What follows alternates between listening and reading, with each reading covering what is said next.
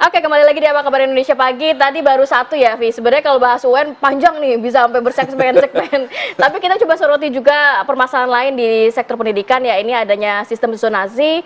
Memang niat baiknya adalah untuk memperluas dari akses pendidikan kita. Tapi ternyata pada kenyataannya banyak sekali masalah yang terjadi begitu ya.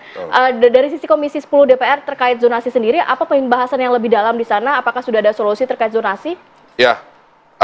Jadi memang zonasi ini menjadi PR kita setiap tahun. Setiap tahun. Pusing kepala orang tua itu. Ya, di daerah-daerah ketika sudah mulai bulan Mei ini mulainya. Bulan Mei, Juni, Juli itu kita disibukkan dengan zonasi. Nah, maksud pemerintah sebenarnya bagus. Pertama, pemerataan pendidikan, pemerataan sarana dan prasarana, pemerataan mutu pendidikan. Nah, jadi dengan sistem zonasi ini tidak ada sentralisasi, tidak ada sekolah yang paling hebat. Unggul gitu ya. Gitu kan? Nah, tapi ternyata ini ya mungkin karena sosialisasi mungkin ya. Sosialisasi, kemudian belum meratanya fasilitas pendidikan, sehingga tetap setiap tahun menjadi hal yang menjadi persoalan kita. Apa sebetulnya itu yang menjadi dasar persoalannya itu gitu loh? Ya saya melihat di masyarakat ini sudah tersugesti. Tersugesti maksudnya anaknya harus masuk di sekolah A misalnya. Misalnya karena sekolah A ini termasuk sekolah unggulan, kemudian lulusannya juga gampang diterima di kampus-kampus ternama misalnya kan. Nah itu. Nah jadi ada motivasi ke arah sana. Mindset berarti ya? Mindset. Nah itu, ini yang perlu kita benahi, kita diskusikan. Sebenarnya bagus, tujuannya bagus, tetapi ada hal-hal yang perlu kita benahi. Nah contoh tadi seperti ya misalnya di sekolah A, ya tentu di sekolah B juga harus sama fasilitas yang ada di sekolah A. Kan seperti itu. Tapi sekarang saking pengen masuk sekolah A, jadi akhirnya ada pemalsuan dokumen dan lain sebagainya. Itu dampak negatif dari multiplier efek negatifnya gitu ya. Multiplier efeknya seperti itu. Jadi tidak sedikit hari ini orang tua calon siswa itu memanipulasi data kependudukan dengan merubah kartu keluarga, menitipkan kepada teman yang dekat dengan zonasi sekolah tersebut.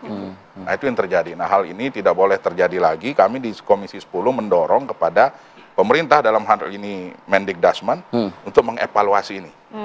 Tidak harus mengganti, mengevaluasi. Kalau memang ternyata ini baik untuk kepentingan pendidikan kita ke depan, ya kenapa harus diganti, dievaluasi. Tapi kalau memang ternyata setelah dievaluasi tidak pas dengan pendidikan kita ke depan, ya monggo kami persilahkan. Oke. Mas Satriwan, soal PPDB zonasi? Ya, ini menarik juga Mas Arya. Ini isu tahunan kita ya, ritual tahunan gitu. Ritual tahunan. Sejak 2017, memang zaman Pak Muhadjir sebagai Mendikbud waktu itu membuat kebijakan PPDB zonasi. Jadi masuk sekolah negeri itu melalui 4 jalur. Zonasi, afirmasi bagi yang tidak mampu. Kalau zonasi ukurannya dekat dengan rumah sekolahnya. Yang ketiga adalah tadi prestasi gitu ya, yang baik akademik maupun non akademik. Keempat jalur perpindahan orang tua.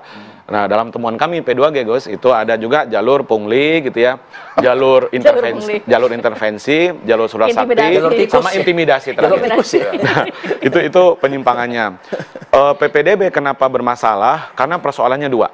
Kebijakan PPDB tidak didasari kepada analisis geografis dan demografis.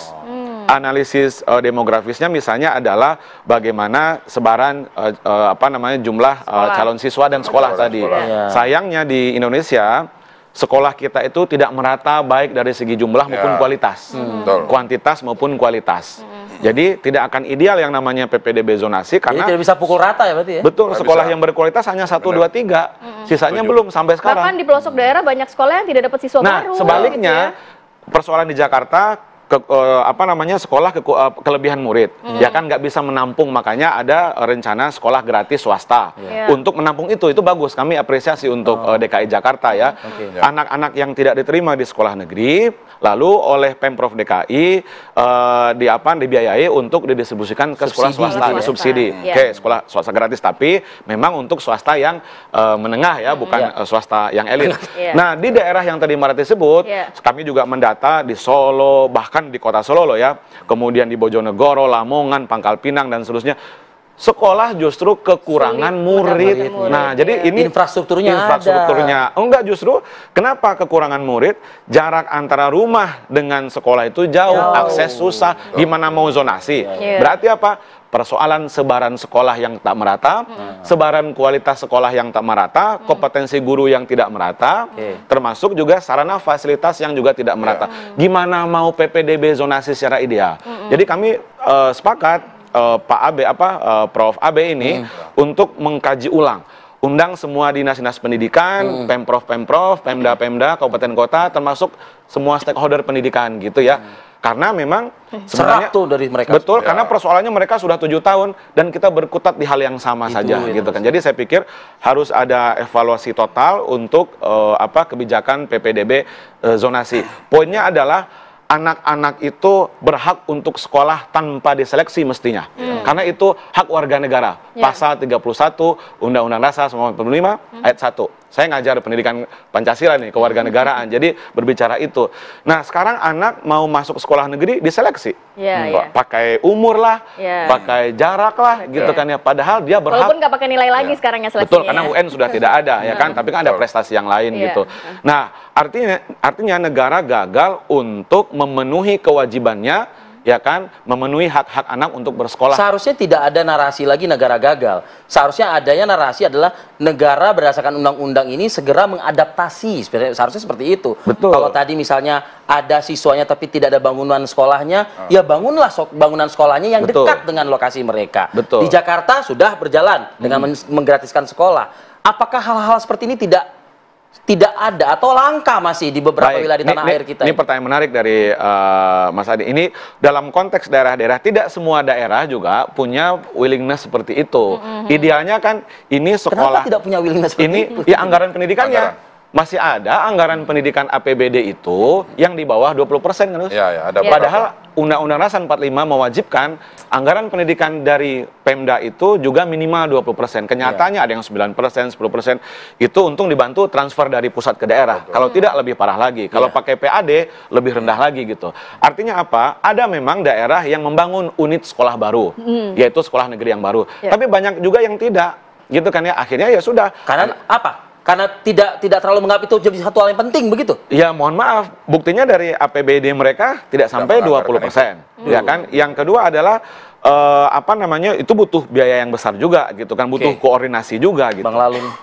Gimana Bang Lalun? Harus seperti apa ini Bang kalau seperti itu kondisinya? Tentu kami berharap agar mandatory spending 20% itu benar-benar dilaksanakan oleh pemerintah untuk pendidikan. Nah, itu yang paling penting. Untuk peningkatan sarana prasarana, untuk peningkatan mutu dan kualitas. Memenuhi 8 standar yang disampaikan oleh tadi guru tadi itu. Karena itu amanat. Nah, kondisinya sekarang memang tidakkah 20% itu utuh dikelola oleh Mendikdasmen ini begitu? Tidak dikelola utuh oleh Mendikdasmen. Kemendikbud loh ya. Nah, sekarang kan ada Dikdasmen, ada Dikti. Oke. Nah, harusnya 20% ini dikelola penuh oleh perginya banyak di kementerian lembaga lain. Dan dana desa. Dan dana desa ke kami ini tidak bisa kepada Kementerian Pendidikan saja nantinya. Ya kami berharap seperti itu agar kami bisa mengawasi. Kami bisa mengawasi di Komisi 10. Jadi kami enak mengawasi. Jadi 20% ini di breakdown kemana? Ke sarana prasarana berapa? Peningkatan mutu pelayanan, mutu dan kalau kualitas di pendidikan tahun-tahun sebelumnya, anggaplah 5 tahun terakhir ini, evaluasinya ini dialihkan kemana alokasi dari 20% itu? Yang sudah didapatkan dari DPR. Dominan kemana? Dominan kemana begitu Bang? Desa. Ya ada dana desa, kemudian transfer pusat ke daerah. Nah, jadi kami kan. Jadi belum tentu digunakan untuk pendidikan justru ya? Belum tentu untuk pendidikan. Dan kami tidak bisa mengawasi itu di Komisi 10. Kalau misalnya mandatory spending yang 20%, mandatory spending yang 20% ini total di Kemendikbud, dalam hal ini Dikdasmen maupun Dikti, ya tentu kami Komisi 10 akan sangat nggak sampai 100 triliun yang dikelola oleh Dikdasmen. Dari 722 triliun yang 2025 itu Kemdikdasmen yang tahun 2024 hanya kurang lebih 90-an, kurang lebih triliun. Sangat kecil sekali untuk Dikdasmen. Cukup banyak. Tapi kira-kira di pemerintahan Prabowo Gibran ini, Bang Lalu ngeliatnya gimana Bang? Saya melihat ada Semangat pendidikan kalau nggak salah kan ada Iya. diucapkan oleh Pak Prabowo kan? ada Willingnya juga sudah keinginan ada ya? kuat, ada semangat dari Presiden Prabowo untuk betul-betul meningkatkan mutu, kualitas, serta sarana prasarana pendidikan kita. Iya, Iya, iya. Ya semoga saja nanti ke depan kita akan lihat nih gebrakan dari Mendikdasmen, Iya. gebrakan dari Mendik. Apalagi Menkeu kan sudah Iya. berubah posisi langsung berkoordinasi dengan Di bawah Presiden. Dengan presiden begitu ya. Jadi minta Jadi- anggaran kayaknya nggak sulit ya kalau Ya, saya Bismillah, berharap, Pak Satri. ya, saya berharap pemerintah yang baru ini membawa angin segar bagi dunia Amin, pendidikan harapannya ini. seperti itu ya. Semoga PR-PR di dunia pendidikan dapat terselesaikan nanti Selalu di ada pemerintahan harapan. baru ini. Selalu Dengan pemerintahan baru, harapan baru begitu ya. Ya. Terima kasih banyak. Terima kasih, Bang. Lalu Terima kasih, Bang Satrio sama-sama. sudah atas hadir waktunya hari ini. Sehat di akhir selalu. pekan ini. Wah. Di akhir pekan ini kita membahas mengenai sesuatu yang menjadi permasalahan sudah cukup lama di Indonesia sebenarnya, Evi ya. Betul banget. Dan kalau tadi kita mendengarkan suara guru ya. Ya. Guru ini kan sosok pahlawan Tanpa tanda tanpa jasa. ada jasa. Nah, hari ini 10 November ini diperingati sebagai Hari Pahlawan. Kita pantau bagaimana peringatan yang dilakukan di beberapa wilayah. Usai jeda pariwara berikut kami akan kembali.